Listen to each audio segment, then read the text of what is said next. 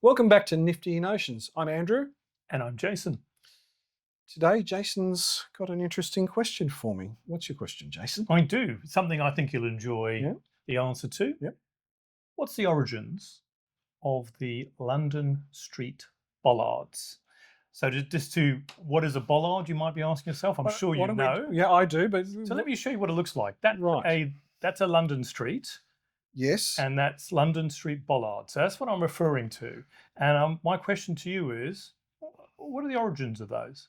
It's interesting because it's a typical ornate kind of bollard. I mean, Sydney, for example, where we are, there are some, newer bollards are just big cylindrical things. That's right. And here's an example of those. Yep. So that's the modern That's take. a modern take on a bollard. Yep. The idea is for crowd control and to stop vehicles crossing over usually. Yeah. And here in Sydney, Australia, we do have more of those traditional things I'm referring to in London. There's an example of ones in North Sydney. So they have a very traditional shape, don't they? Like that rounded top plus the other sort of features on there. Yes.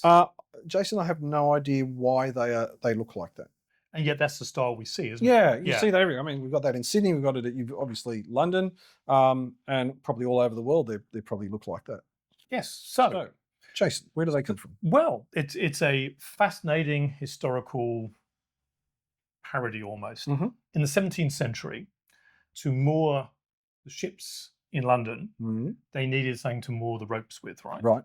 So somebody had the idea to take the disused cannons from the warships and bury them in the ground, right, with the muzzle facing up, and putting a slightly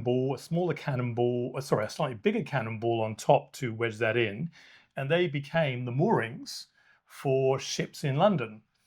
And they were originally around, obviously, the shipyards and things and the ports, but as they sort of were taking off, people said, well, I'd like them on our roads to protect the shops from something going into the shops, to protect the streets from things going off the street.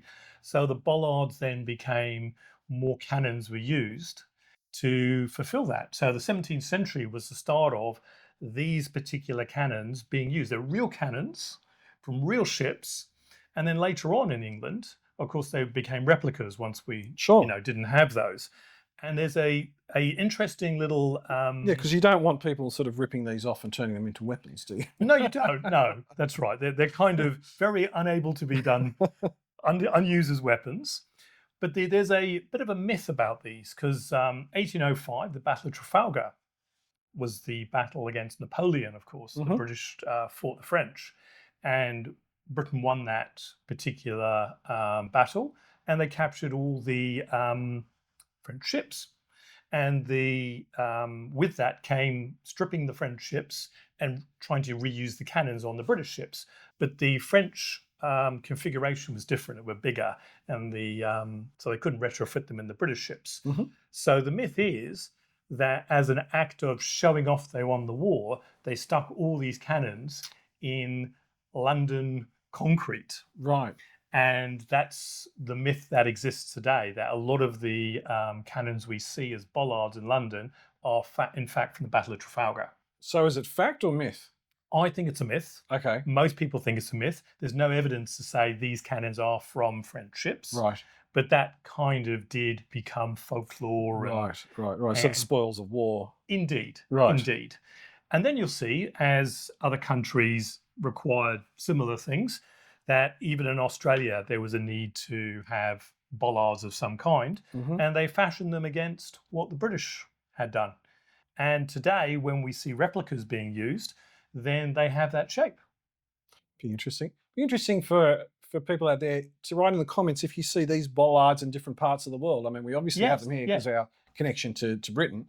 Obviously, they're in Britain. But yeah, I'd be interested to know if you get these kind of bollards anywhere else. I think that would be fascinating because I'm sure it's not just Australia in the UK. There must be other places that this took off on. And everyone uses bollards, so they do, yeah, and they need that kind of protection in the streets these days. So that's my question to you today. Well, thank you so much, Jason.